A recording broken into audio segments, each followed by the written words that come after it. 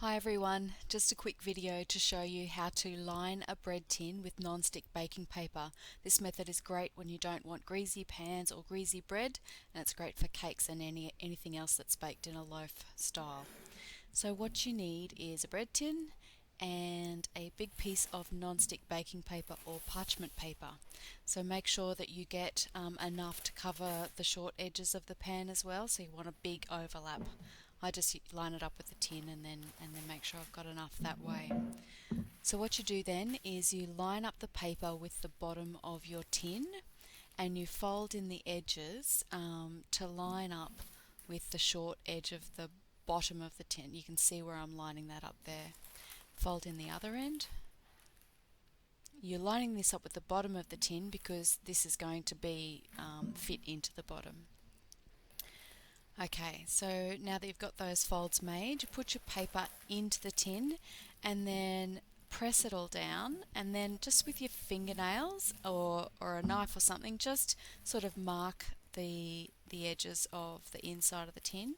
Then you fold those down, so you end up with a rectangle shape that sort of roughly fits the bottom of the inside of your bread tin or your bread pan. Alright, so you've got that. Yep, it fits. Now this is the tricky part. I've slowed this down. So here it is in slow-mo. To do the corners, you put your thumb or your finger in that bottom corner to hold that, and then you pull the corner, the folded corner of the paper up and sort of fold it down onto itself.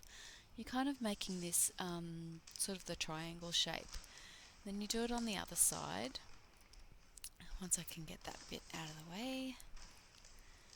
So put your finger down the bottom to hold it and then fold the corner in and on top of itself and then press that down. It's very hard to explain verbally. The picture shows how to do it. Here I am on the other end, pulling it up and folding it down. And it is really good to use scissors to just trim off that excess part where it overlaps. That does make it a lot easier. Okay, trimming off the excess. I just go back to the other side and trim that excess off as well, which I should have done in the first place.